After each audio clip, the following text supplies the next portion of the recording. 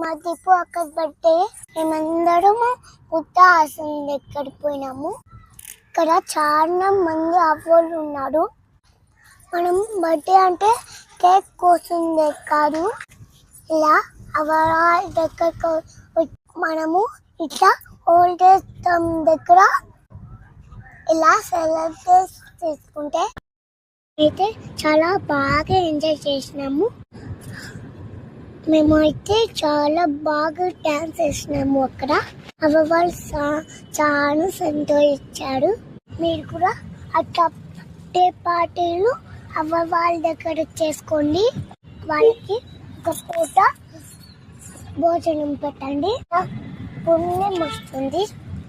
దానికైతే అక్కడ భోజనాలు కూడా పెట్టినారు. వాళ్ళైతే మమ్మల్ని చాలా మెచ్చుకున్నారు. అయితే శ్లోకాలన్నీ చెప్పి ఫోన్ చేశాము. జై గోమాత Hari Srinivasa madam. Next part లో కంటిన్యూ చేద్దాం.